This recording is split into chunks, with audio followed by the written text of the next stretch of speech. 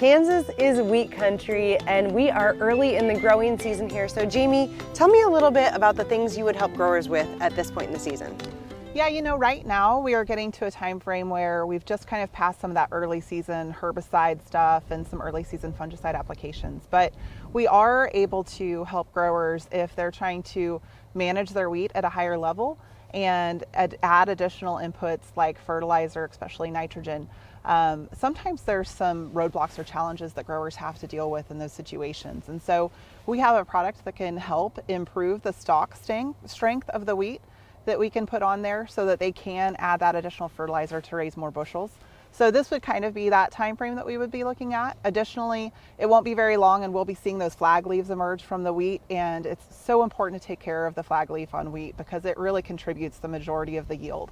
And it's often very susceptible to disease. Okay. So we want to manage it for that by utilizing a fungicide and also selecting the right varieties that have better tolerances to those diseases as well. Okay, so I don't know, what is a flag leaf? This is new to me. Yeah, the flag leaf would be that last leaf that comes out of the wheat plant. So as it grows, you've got leaves that extend, and it's the last one that comes, and they call it the flag leaf because it kind of sticks up like a flag, like, okay, hey, here I am.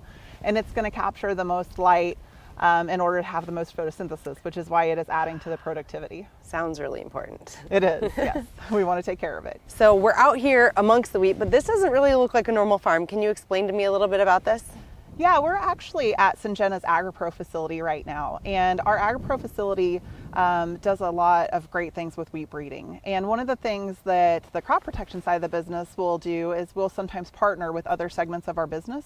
And here they've got small plots, and what they look at in these small plots is to evaluate these different wheat hybrids for their tolerances, specifically here to Fusarium head blight. Okay. And then the fungicide, Miravis Ace, is a product that we would use for that particular disease pathogen. So we'll also spray some treatments of that particular product and evaluate it in comparison to some of the varieties that are available, and also as far as how that is a sustainable solution. So if you have a wheat variety that has really great tolerance to Fusarium head blight, and then you utilize a high quality fungicide, you can couple those together and really elevate the level of control for that particular pathogen. And that's that sustainability that you were talking about, right? Is Exactly. Bringing in multiple different parts and pieces to help elevate your growth and reduce your impact. Exactly. Yep. Perfect. We're obviously early in the growing season. Tell me a little bit about the growing season in Kansas for wheat.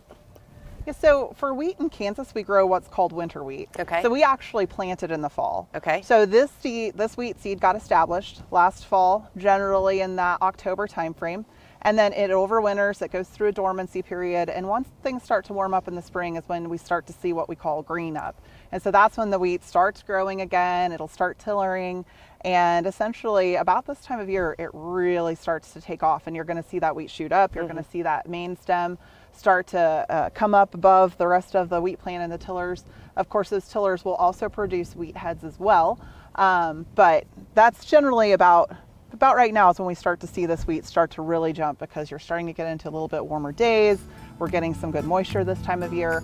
And then we'll end up harvesting. I mean, geographically speaking, we've got a lot of variety from north to south, but kind of mid-June to beginning of July timeframe.